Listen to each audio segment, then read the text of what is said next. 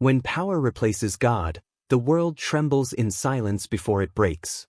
The story of Europe's most corrupted monarchs begins not with blood or conquest, but with belief, the kind that poisons the human heart.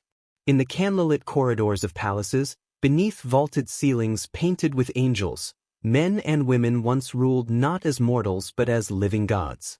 Their portraits glowed with the light of divinity, their thrones raised higher than the altar. To their subjects, they were the chosen vessels through which heaven spoke.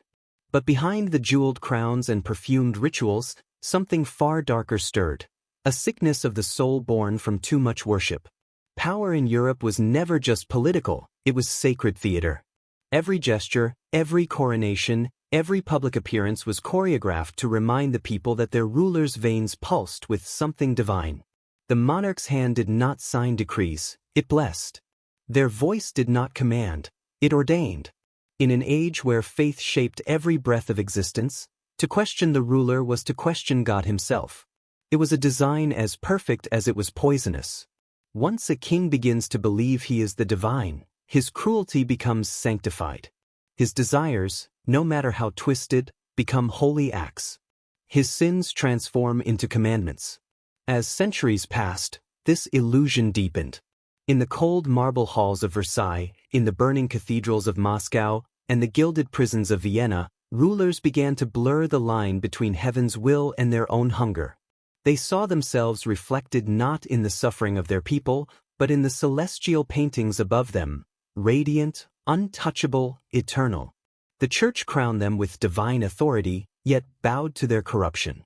The courtiers flattered their madness, crafting elaborate rituals of devotion that fed the delusion. What began as reverence evolved into worship. What began as power became religion.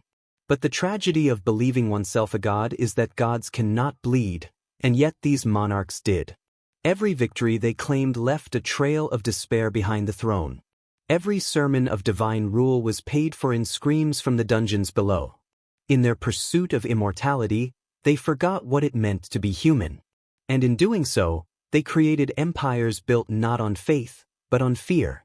Some saw themselves as saviors, others as avengers of divine justice, and a few, the most dangerous of all, believed they were beauty incarnate, chosen to reshape the world in their image. Imagine the candlelight flickering across the face of a king who whispers prayers not to God, but to his own reflection. Picture the queen who accepts worship not from the heavens, but from trembling courtiers who kneel at her feet. Their world was one of endless mirrors, reflecting back only divinity, never doubt. Yet, in the silence of their private chambers, even gods trembled. They were haunted by the one truth they could never escape: mortality. Every cough, every sleepless night, every wrinkle in the glass was a reminder that divinity could decay. And so, to escape the horror of being human, they sank deeper into delusion. The story that follows is not merely about kings and queens, it is about the human soul's most dangerous temptation, the desire to be worshipped. These monarchs believed themselves immortal, chosen, celestial. They saw crowns as halos, and their palaces as temples. Yet the higher they rose, the more monstrous they became. The belief in their own divinity did not elevate them, it consumed them. Power, when sanctified by belief, becomes something beyond tyranny. It becomes sacrilege. Through their lives, we see the anatomy of corruption unfold in its purest form. Power without question, faith without humility, authority without conscience. This is the tale of Europe's self-made gods, men and women who looked at heaven and decided to replace it. Their legacy is written not just in the blood of their enemies, but in the silence of those who dared not speak against them.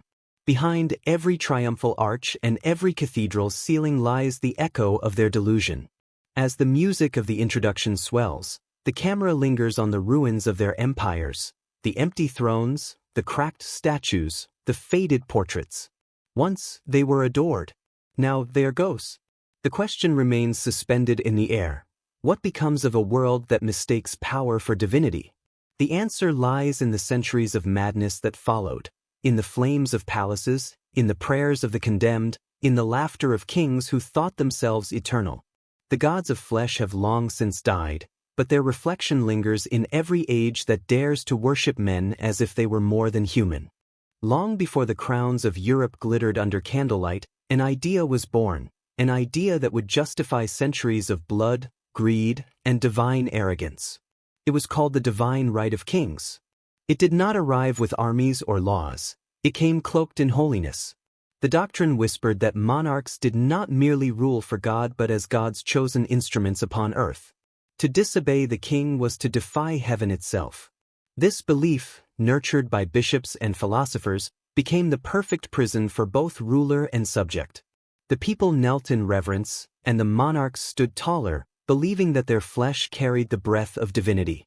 The stage was set for the most dangerous illusion in human history, that power could be sacred. The medieval world was a theater of ritual. Every coronation was a sermon, every throne a pulpit. When a new ruler was crowned, oil touched the skin like baptismal fire.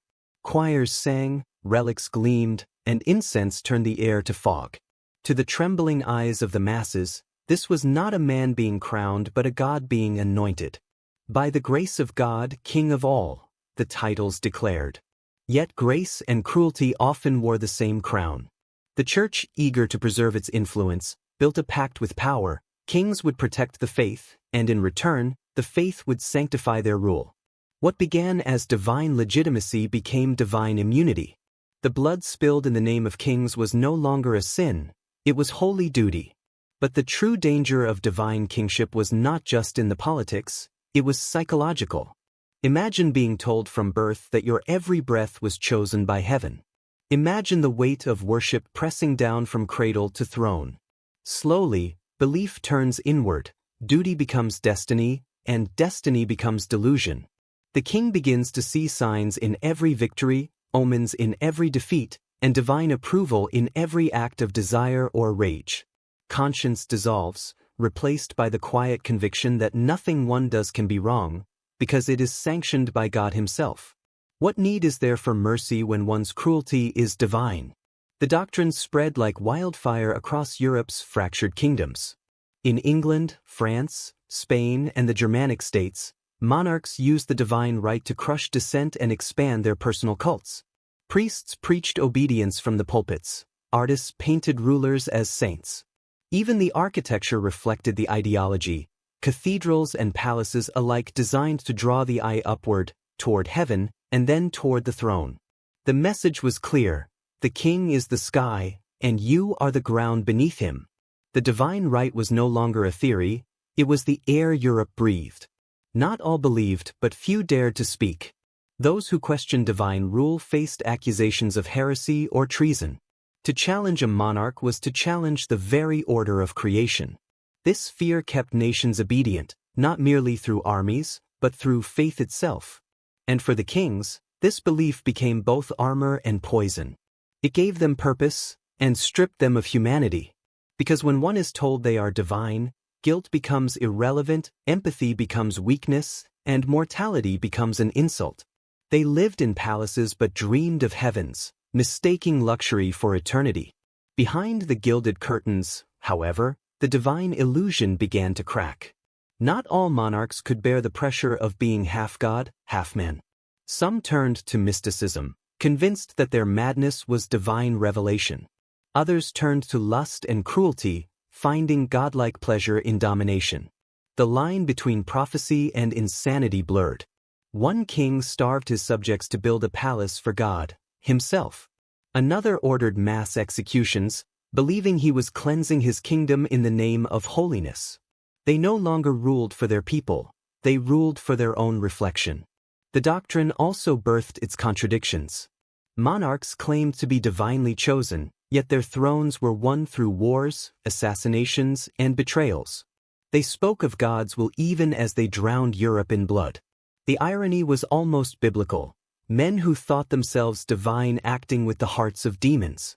And still, the church anointed them, because the illusion was too profitable to break.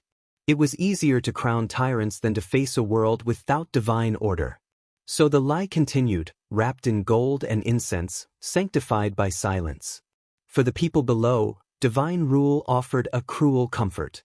To suffer under a god-king was easier to accept than to believe one suffered for nothing. If their misery was God's plan, then their pain had meaning. This was the secret genius of the doctrine. It made obedience spiritual. Even rebellion became sin. The throne did not need chains, it had faith. A king's tyranny could last generations if his subjects believed heaven approved. Yet every belief carries its shadow. The divine right that lifted kings above mortals also isolated them.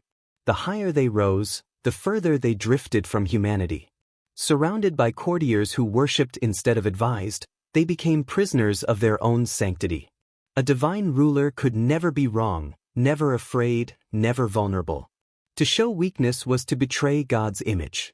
And so, they hid behind masks of power until the mask became the face. The divine right created not gods, but monsters who mistook fear for faith and silence for love.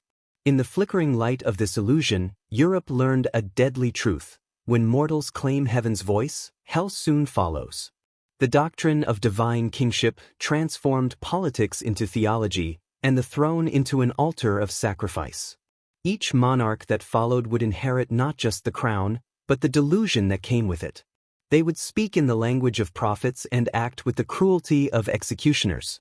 And as their power grew, so did their madness. Because to believe oneself a god is to lose all sense of man. This was the seed from which the most corrupted monarchs of Europe would grow. The idea that their rule was not only lawful, but sacred. The age of divine madness had begun, and its echo would shape centuries of darkness. In the chapters that follow, the illusion becomes flesh, kings who demanded worship, queens who commanded souls, empires that rose and burned in the name of celestial vanity. What began as doctrine will soon become delirium. What began as faith will become the justification for evil. And as Europe learned, there is nothing more dangerous than a man who sins in God's name. He called himself the Son. And like the sun, he expected the world to orbit him. Louis XIV of France, the monarch who ruled longer than any other European king, was not born divine, but he learned quickly how to become it. His reign would become the most dazzling illusion of godhood Europe had ever seen. Versailles, his golden palace, was not merely a home, it was a temple built to worship one man. Every corridor, every window, every mirrored wall reflected his glory. He was not content to rule France, he wished to become France. To look upon him was to look upon light itself, and in that light, all shadows were forbidden.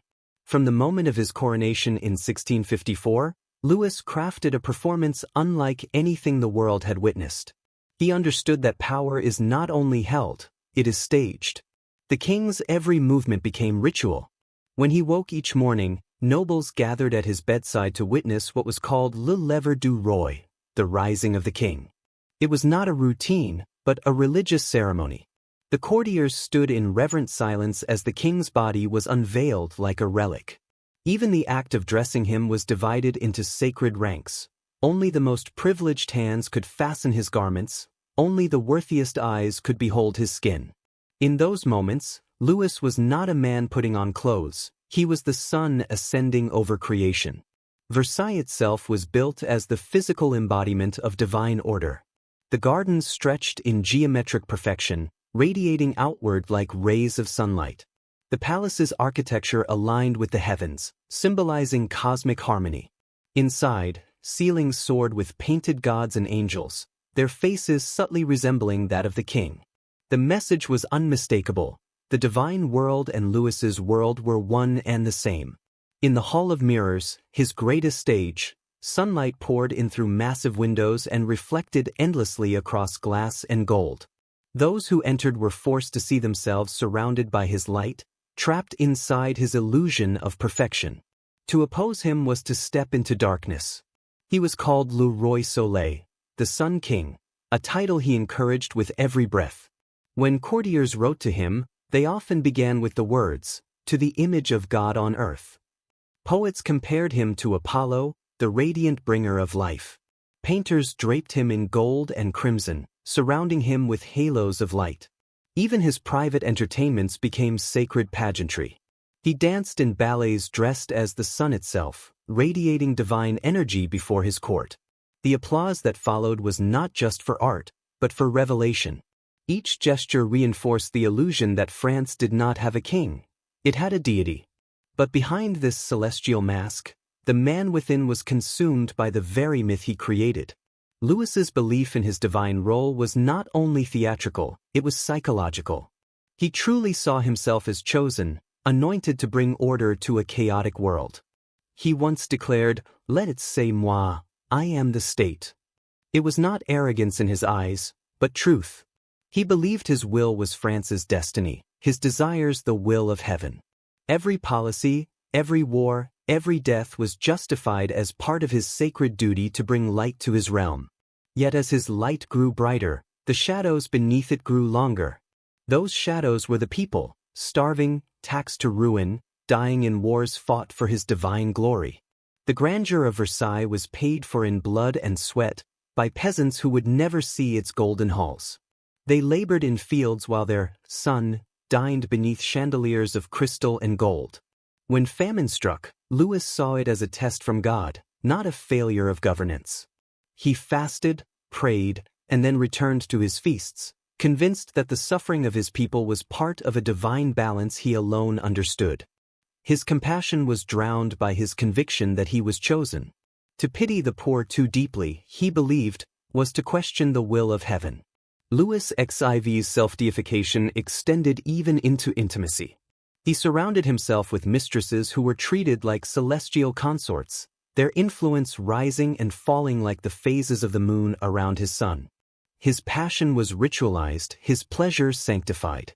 Love became ceremony, sin became sacrament. He confessed his lust to priests who dared not condemn him, for who could judge the chosen of God?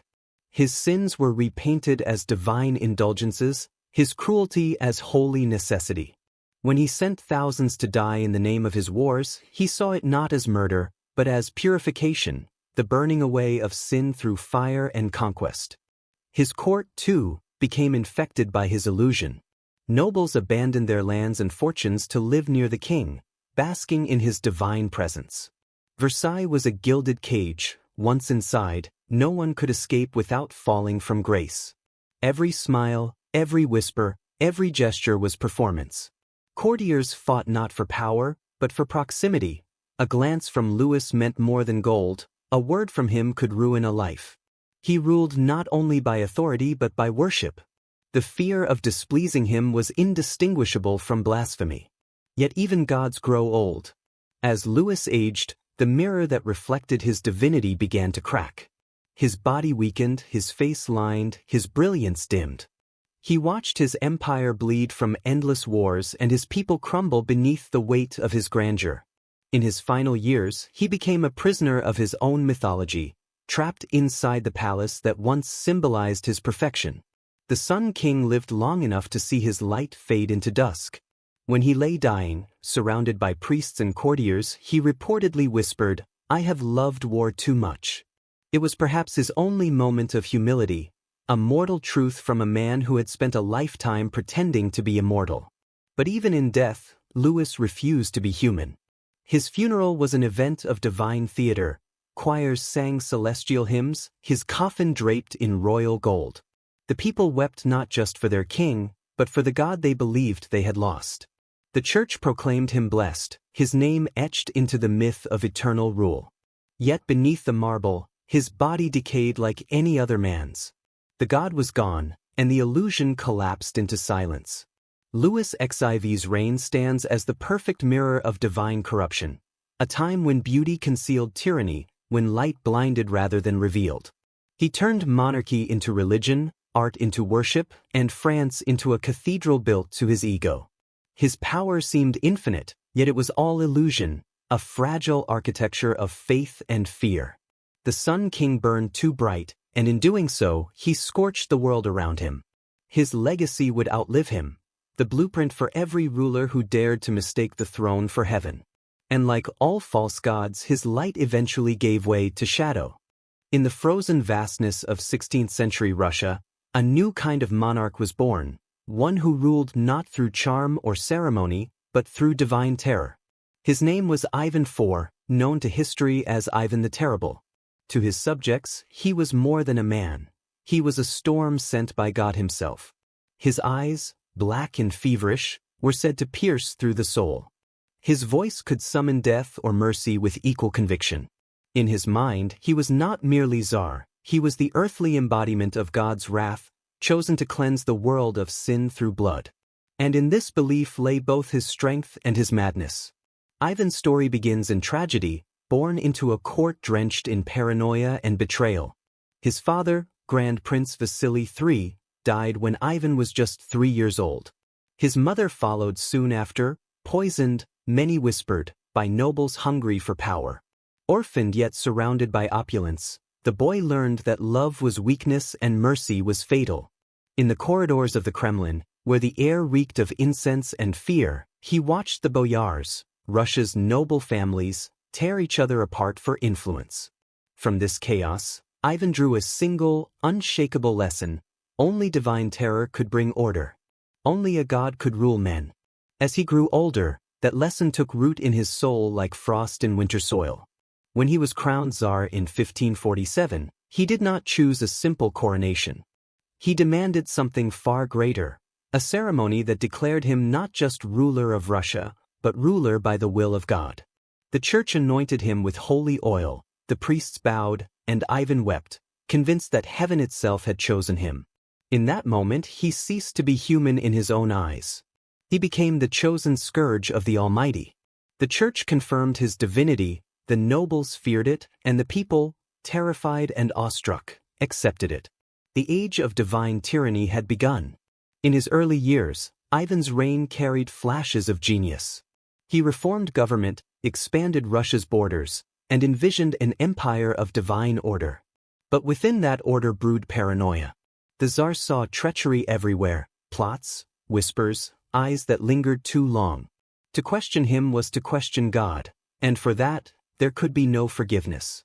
His paranoia became theology, rebellion was heresy, and heresy demanded purification. Soon, blood became his sacrament. Ivan's transformation into the self-proclaimed hand of God reached its height with the creation of the Oprichnina, a secret state within the state, his personal holy inquisition. Dressed in black robes adorned with dogs' heads and brooms, his Oprichniki rode through the land as divine executioners, their purpose to sniff out and sweep away sin. Entire towns were destroyed in the name of cleansing. Villages were burned, families tortured, women violated before being executed, all under the Tsar's blessing. The atrocities were framed as religious ritual. Before each massacre, Ivan and his men would attend church, crossing themselves and praying for forgiveness before unleashing hell upon their own people. To them, this was not cruelty. It was sacred duty. One of the darkest nights of his rule came in 1570, in the city of Novgorod. Rumors had reached Ivan that the city's leaders planned to defect to Poland. Enraged, convinced he was purging traitors of faith, Ivan marched his army to the gates. What followed was a week-long apocalypse. Thousands were slaughtered, men, women, children, priests. Eyewitnesses claimed the Tsar himself participated, striking the condemned while quoting scripture. He had the river filled with corpses, believing their blood would sanctify Russia's soil. He believed he was saving their souls. The horror of Novgorod was not the madness of a sadist, but of a believer. Ivan did not see himself as a murderer. He saw himself as a prophet with a sword. And yet, beneath this armor of divine certainty, Ivan's mind rotted with guilt and fear. He spent hours alone before icons, weeping and begging God for forgiveness, only to emerge the next day and order new executions. He fasted obsessively, flagellated himself, and confessed to priests who dared not speak truth. The contradiction tore at him. He saw himself as both savior and sinner, God's weapon and devil's host. In his letters, he alternated between calling himself the humble servant of the Almighty and the ruler by divine flame. His faith, twisted and self-serving, had become indistinguishable from madness. The deeper his delusion grew, the more he projected his inner torment onto his family.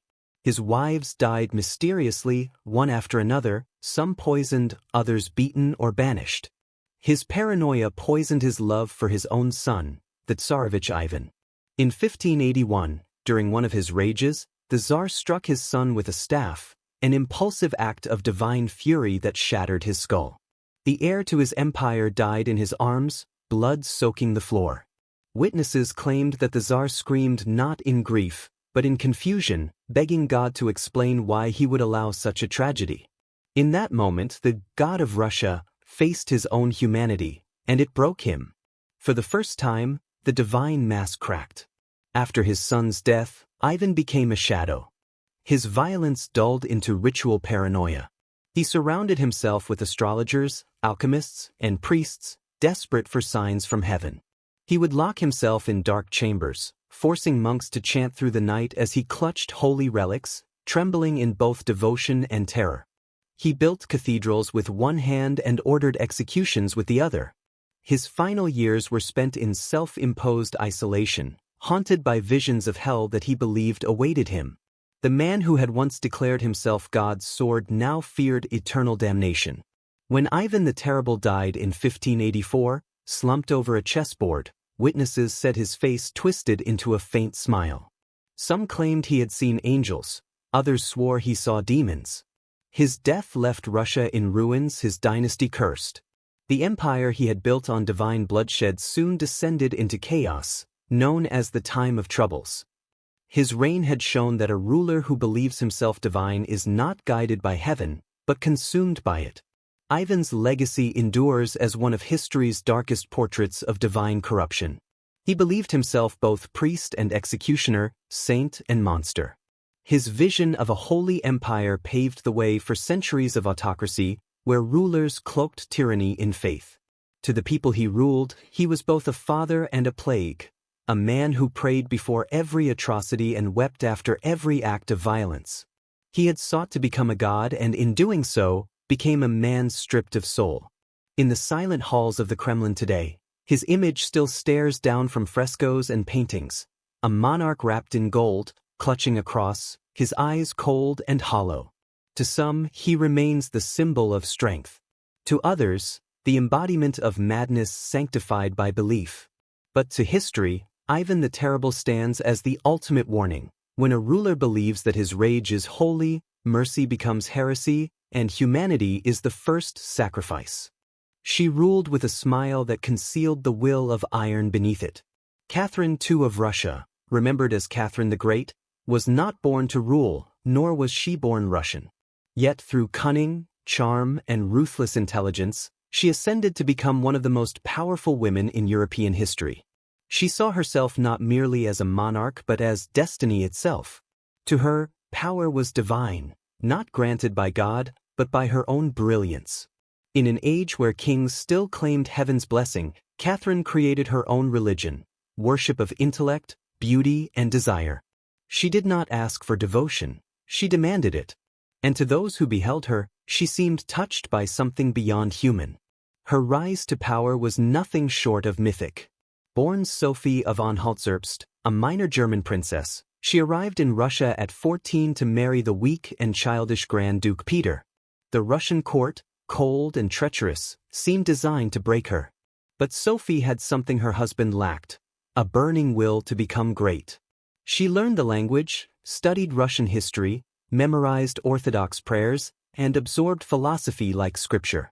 When she converted to Orthodoxy and took the name Catherine, she was reborn, not as a bride, but as a prophet of her own destiny. Every gesture, every word was calculated. Even as a teenager, she understood the great secret of monarchy: power is not inherited, it is performed. Her husband, Peter III, saw himself as a child of Frederick the Great and dreamed of toy armies. Catherine, on the other hand, saw herself as the chosen one, an empress ordained by the universe to bring light to Russia. When she overthrew him in a bloodless coup, she did not tremble or hesitate. She stood before her soldiers, crowned in imperial regalia, and declared herself the savior of the nation. The Church blessed her rule as a divine miracle, and Catherine accepted their praise not as flattery, but as confirmation of her own belief. She wrote in her diaries that fate had chosen her hand to raise civilization from ignorance.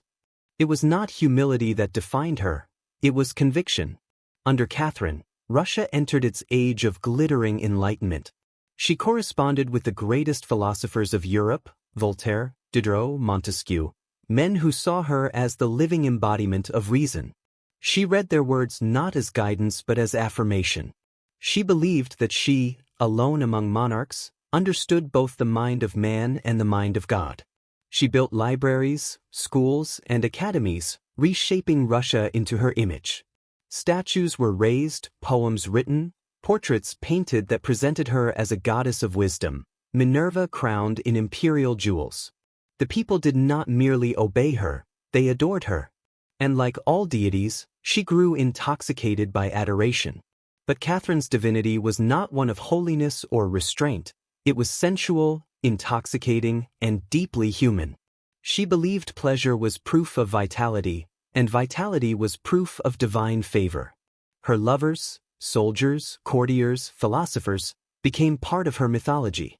She elevated them to power, showered them with wealth, and discarded them without remorse when their purpose was served.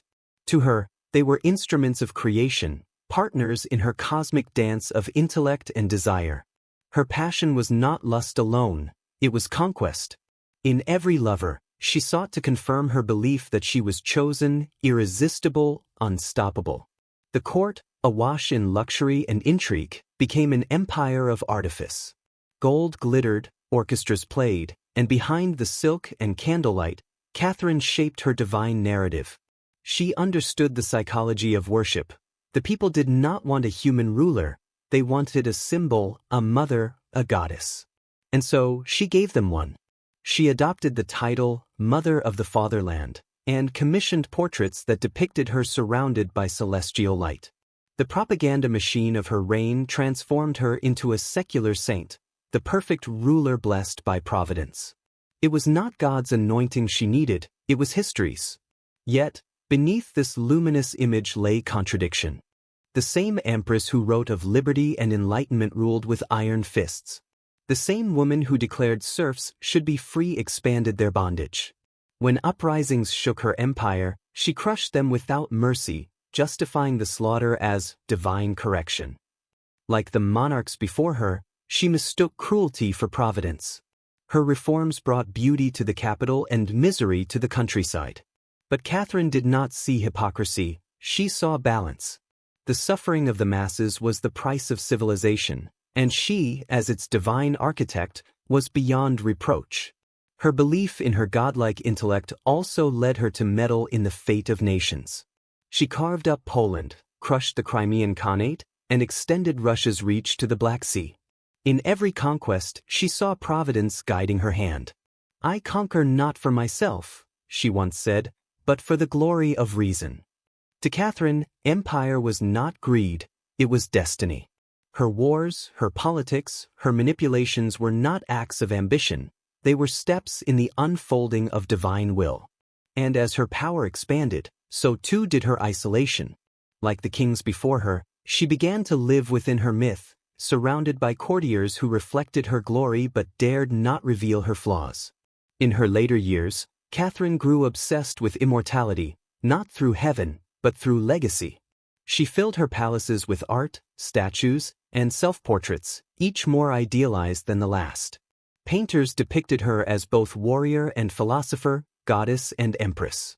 She commissioned temples of reason, museums of her victories, and libraries that bore her name. She began to write her own memoirs, shaping her story for future generations, ensuring that the world would remember not her sins, but her light. For Catherine, eternity was not a spiritual promise, it was an act of will. But even divine illusions decay. The Enlightenment ideals she claimed to embody began to turn against her. The French Revolution erupted, tearing down monarchs who had spoken her language of liberty and reason. As she watched kings fall to the guillotine, Catherine condemned them as fools, insisting that her own divinity was different. Yet she ruled in fear, her letters revealing growing paranoia. She saw in the blood of France the ghost of her own mortality, the reminder that no ruler, however brilliant, could escape the truth of flesh. The goddess of reason began to feel the shadow of doubt. When she died in 1796, found collapsed on the floor of her palace, the myth began to unravel. Her empire mourned, poets wept, and historians celebrated her as the embodiment of progress. But in private, those closest to her whispered of contradictions, of cruelty masked as intellect, of vanity disguised as vision.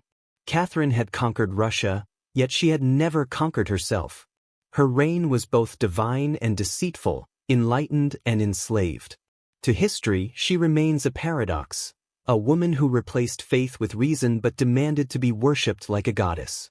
Her brilliance was real, her achievements immense, but her faith in her own divinity corrupted even her light. She became the architect of her own mythology, and in doing so, revealed the eternal hunger of power, not to rule, but to be adored. Catherine the Great believed she could become immortal through intellect, through empire, through love. But in the end, she proved what every god-king before her had learned, that no matter how brightly one star burns, it cannot outshine the limits of being human. He called himself the sun, and demanded that the world revolve around his light. Louis XIV of France, known as the Sun King, ruled not merely as a monarch but as a living deity of splendor.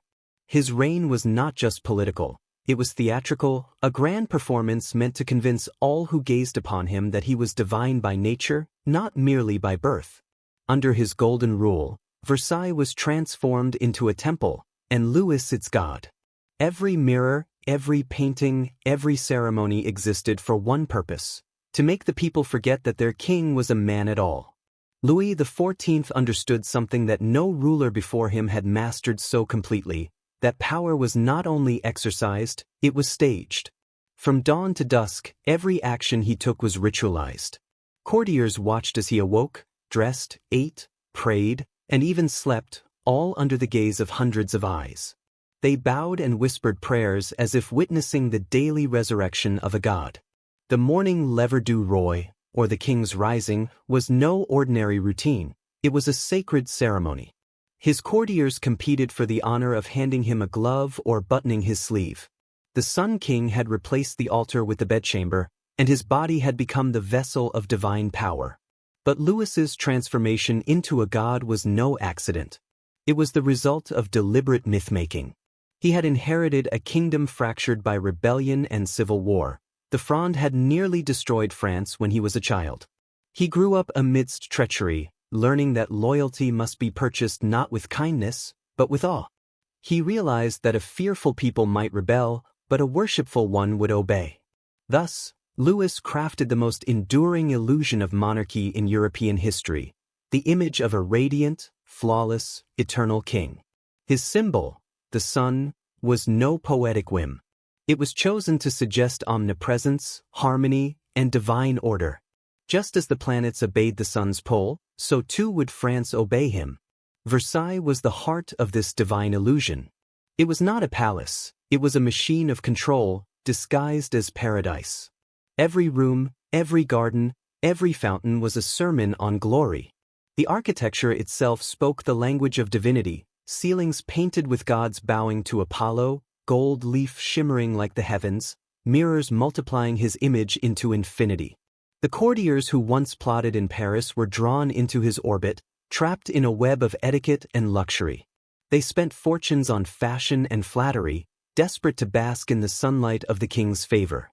Louis stood above them all, serene and untouchable, the radiant center of the world. The rituals of court life became sacred law. Even the smallest gestures carried meaning.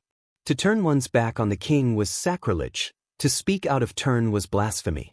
Every noble at Versailles lived under a constant performance, pretending to adore him, while secretly suffocating beneath his light. But that was the point. The Sun King's radiance was meant to blind. Louis had weaponized beauty itself. The grandeur of Versailles was not merely to celebrate power, but to conceal its cruelty. Beneath the chandeliers and waltzes lay the machinery of control, spies, censors, and a bureaucracy designed to make his will absolute. Louis XIV ruled as both priest and deity.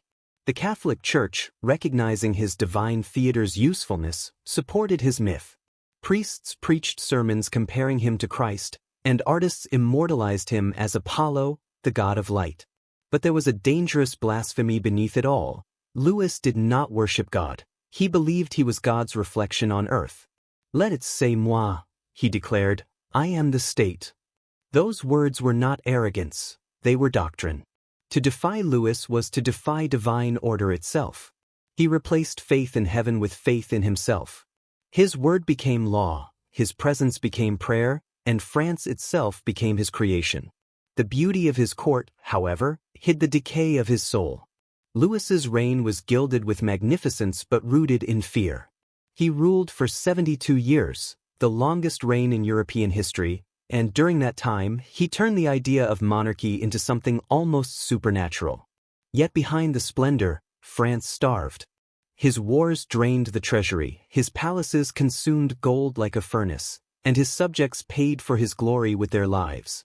In the countryside, peasants suffered famine and disease, while at Versailles, fountains spouted wine and nobles feasted beneath painted heavens. But Louis justified it all.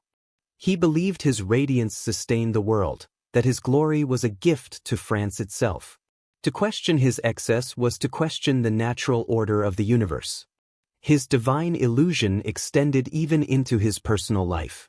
His mistresses were not lovers in the human sense, they were priestesses in his private cult. Madame de Montespan, his most infamous favorite, presided over elaborate ceremonies of seduction that blurred the line between passion and ritual. She participated in black masses, secret rites where priests sacrificed infants and prayed for the king's love. These scandals nearly destroyed him, yet Louis dismissed them as tests of divine favor. To him, even sin served his celestial design. His desires were not weaknesses, but expressions of his godhood. But God's tutelage. As Louis grew older, the illusion began to crack. The face that once shone like the sun grew lined and pale. He could no longer dance in the ballets where he had once played Apollo. His wars turned from triumph to tragedy. The War of Spanish Succession bled France dry, famine ravaged the land, and the once adoring masses began to murmur against their god-king. But Louis, ever the performer, refused to dim his light. He built more fountains, hosted more ceremonies, and forbade any public mention of his suffering. Even as he buried his sons and grandsons, he appeared before his court with divine composure, reminding them that the sun must never set. In his final years, the splendor that once inspired awe became a hollow echo. The courtiers still bowed, but their eyes were tired. The mirrors of Versailles reflected not divinity, but decay. Louis spent his last days praying in solitude, haunted by the ghosts of his own grandeur. He confessed to a priest that he had loved glory too much, yet even in repentance, he spoke like a monarch apologizing to history, not to God. When he died in 1715, France fell silent. The courtiers wept, the church mourned, and yet beneath the sorrow was relief. The sun had finally set. After his death, the illusion faded quickly. The system he had built began to rot without its divine center. His successors inherited his throne but not his aura. The idea of god-kingship that Louis perfected would crumble within decades, replaced by revolution. The people, once blinded by his light, began to see the truth, that the sun which had given them warmth had also burned them alive. Versailles, once a temple of worship, became a monument to excess, a reminder that when a man believes himself divine, his empire becomes his religion, and his downfall his revelation. Louis XIV's reign remains one of the grandest paradoxes in history. He built beauty so immense that it outlived him, yet his faith in his own divinity poisoned everything it touched. His light dazzled the world, but like the sun, it left those who stared too long blind. He ruled not with armies or gold, but with fear, and the unshakable conviction that he was chosen by God himself to purge the world of evil. Ivan IV of Russia, remembered as Ivan the Terrible, was the first man to call himself Tsar, a word drawn from Caesar, the name of emperors and gods. To his subjects, he was the earthly reflection of the Almighty, judge, executioner, and savior. But within that divine certainty festered madness. He believed that to defy him was to defy heaven, and that his cruelty was not sin but sacrament. In Ivan's mind, every drop of blood spilled was an offering to God's justice. In this warped theology, power and holiness became indistinguishable, and terror became faith. Ivan's childhood was forged in violence, and it shaped his god complex as much as his crown. Orphaned at 8, he watched the boyars, the Russian nobility, murder and betray each other for power. They starved him, beat him, and treated him as a puppet. As a boy, he would throw small animals from the palace towers, watching them fall to their deaths. It was not simple cruelty, it was curiosity. He wanted to see what it meant to control life and death. By the time he became Tsar at 16, he had already learned the oldest lesson of divinity. Creation and destruction are two sides of the same will. When he crowned himself Tsar of all Russia in 1547, it was not a coronation, it was a revelation. Unlike his predecessors who ruled as grand princes, Ivan claimed a new title rooted in divine absolutism. The ceremony was filled with Byzantine grandeur, gold icons, incense, chanting priests. As the church anointed him, Ivan's eyes burned with something unearthly. He was not being blessed by God. He believed he was the embodiment of God's wrath. The Russian Orthodox Church, eager for a strong ruler, fed his delusion, declaring him the defender of the faith. But what they had unleashed was no defender. It was an executioner convinced of his own holiness. At first, his reign appeared radiant. Ivan reformed the military, codified laws, and expanded Russia's borders. He spoke eloquently of justice, of righteousness, of bringing divine order to the land. But beneath the reforms pulsed a deep paranoia, the belief that his enemies were everywhere, plotting against his divine will. When a devastating fire swept through Moscow in 1547, killing thousands, the people blamed his rule as cursed. Ivan, humiliated and enraged, saw it differently. He saw rebellion not against him, but against God. From that moment, his mercy began to die. He created the Oprichnina, a secret state within a state, an army of black-clad fanatics sworn to carry out his divine vengeance. The Oprichniki became his instruments of purification. They rode through the streets on black horses, carrying brooms and severed dog heads, symbols of sweeping away evil and devouring traitors. Dressed like priests of death, they slaughtered boyars, burned villages, and tortured the innocent. Their atrocities were not hidden, they were performed like holy rituals. In Ivan's Russia, terror was theater, and the Tsar was its god. To him, the screams of the dying were prayers, their blood an offering. Ivan's letters from this period read like sermons from a man convinced of his divine mission. He called himself the Lord Scourge, and justified every massacre as divine justice. "I am but the hand of God," he wrote to one bishop, "and through me he cleanses the earth." His faith became his weapon. He confessed before priests after each atrocity, not in repentance, but as ritual. He believed that by confessing, his sins were not erased but transformed into divine acts. It was the perfect circle of madness. He sinned, prayed, and was absolved by his own belief that he acted on God's behalf. His divine obsession reached its peak in Novgorod, a city accused of treason. Ivan led his Oprichniki there in 1570 and unleashed one of the most horrifying massacres in European history. For weeks, the city's streets ran red. Priests were drowned in the icy river, women and children impaled, nobles tortured and dismembered. Ivan rode among the corpses, watching with calm satisfaction. Witnesses claimed he personally beat and stabbed his victims, chanting prayers as he killed. To him, Novgorod was not a city, it was a sin to be cleansed. As the flames rose, he declared that the wrath of God has descended upon the faithless. In that moment, Ivan's transformation was complete. He was no longer a man, nor a king. He was apocalypse incarnate. But his godhood demanded sacrifice, and ultimately, it demanded his own bloodline. His paranoia consumed even his family. He believed betrayal lurked in every shadow, even in the faces of those he loved. His outbursts grew frequent, his rages unpredictable. Servants feared to speak his name aloud. In 1581, during one of his violent fits, he struck his pregnant daughter-in-law for dressing immodestly. When his son, Ivan Ivanovich, confronted him, the Tsar's fury exploded. In blind rage, he struck his son's head with his scepter, killing him instantly. The moment shattered him.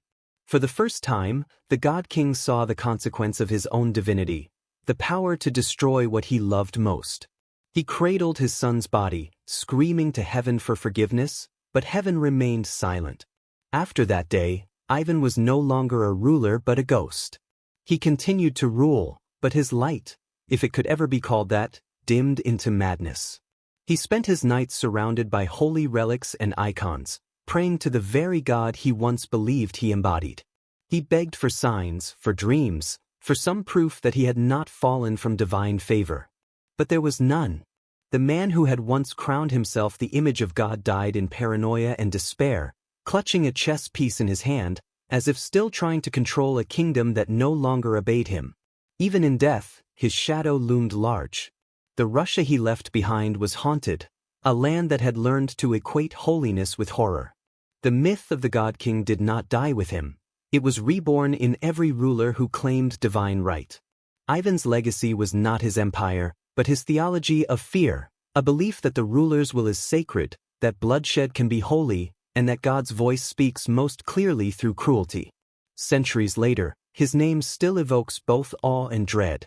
Some remember him as a visionary who forged the Russian state, others as a monster who mistook madness for destiny. But perhaps Ivan the Terrible's true horror lies in the fact that he believed, utterly and without question, that his cruelty was love, that his violence was salvation. In him, we see the darkest mirror of divine kingship, the human desire to be worshipped, and the terrifying things men will do once they believe God whispers only to them. They all believed themselves divine, yet every one of them died as mortal men. The crowns that once gleamed like halos turned to lead beneath the weight of their delusions. As Europe's god-kings fell one by one, their palaces remained, silent cathedrals of arrogance, echoing with prayers to gods that had never listened. What united these rulers, from Caligula to Catherine, from Louis XIV to Ivan the Terrible, was not merely power, but the intoxication of being worshipped. They built empires not of faith, but of reflection. Each palace, each monument, each ritual crafted to mirror their own image back to them. And in those reflections, they mistook humanity for divinity. This final act in the theater of kingship is not about glory, it is about descent. The moment when a man, having crowned himself a god, realizes the heavens are empty. The myth of divine monarchy was built on an ancient lie, that order itself required a god on earth. The people needed to believe that their suffering had meaning, that their king's cruelty was not human but sacred.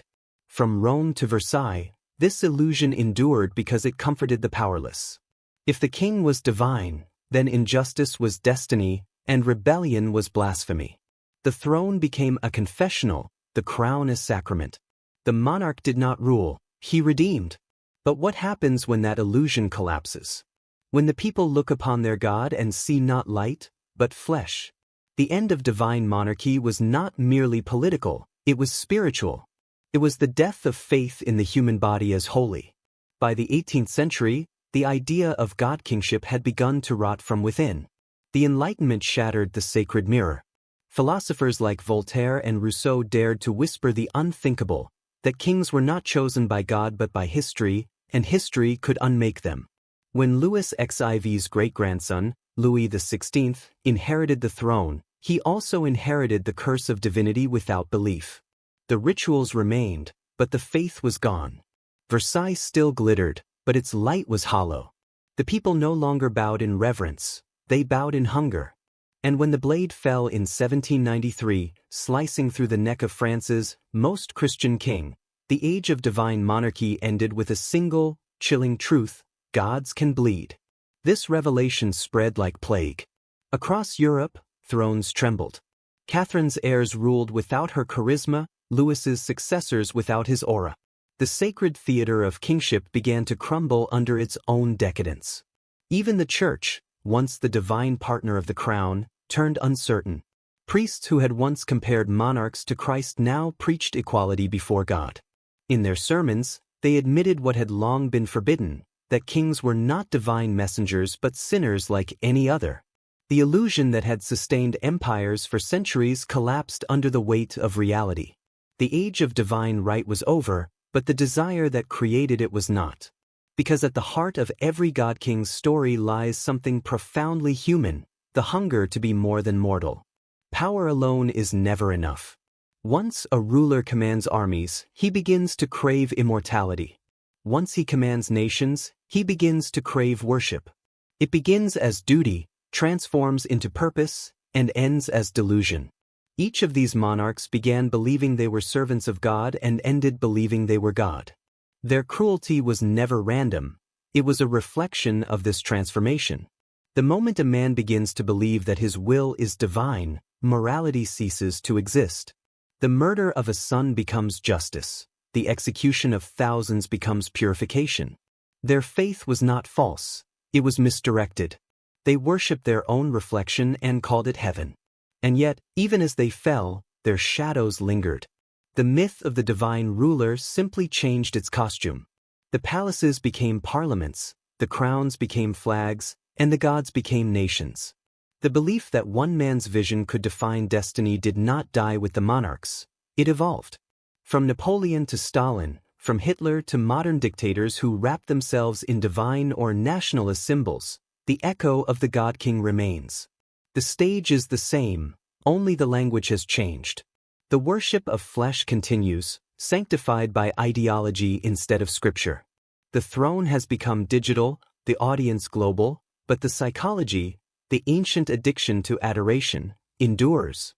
When historians speak of these corrupted monarchs, they often focus on their crimes, the murders, the wars, the debauchery.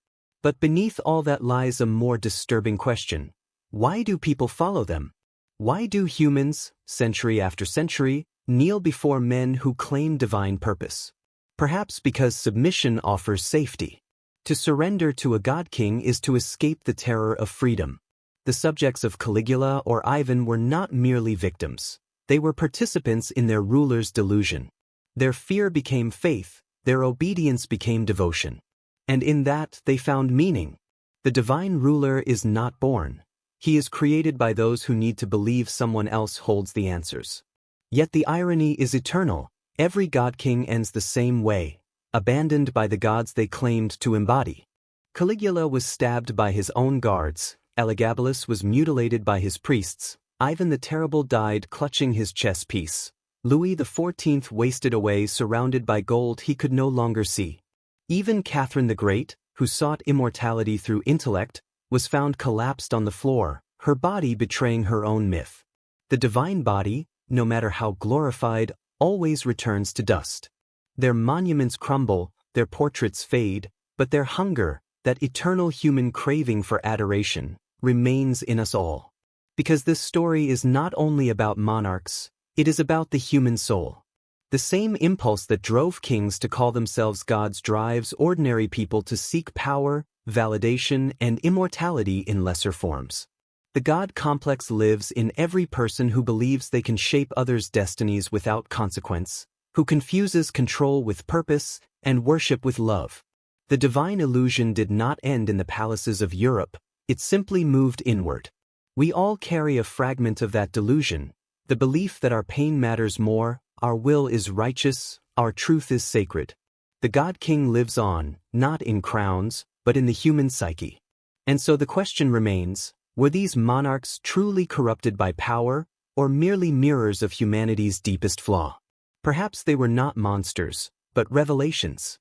They showed us what happens when faith, ego, and authority merge into one. Their lives were warnings carved in marble, their deaths sermons written in blood.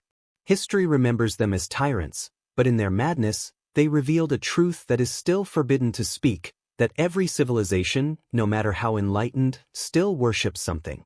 Whether that God is divine, political, or personal, the hunger to kneel and the desire to be worshipped are the twin flames that have always defined mankind.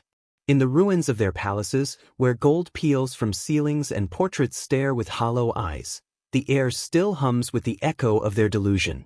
The divine right of kings may have died, but the sacred disease of believing oneself chosen, that will never die. For as long as humans crave meaning, there will be those who rise and claim to embody it. And each time, the story will repeat. A mortal man ascends, wraps himself in light, and convinces the world he is God. Until, Inevitably he falls, and the light goes out. The thrones have long turned to dust, yet their echoes remain, faint reminders of power's most seductive lie, that a mortal can become divine. The god-kings of Europe believed themselves eternal, yet each met the same fate, not by sword or rebellion alone, but by the slow decay of their own illusions. Their palaces stand today as hollow monuments, proof that even divinity can rot from within. In their stories lies a warning, not about crowns or kingdoms, but about us. Humanity still hungers for gods in human form, still kneels before charisma disguised as destiny.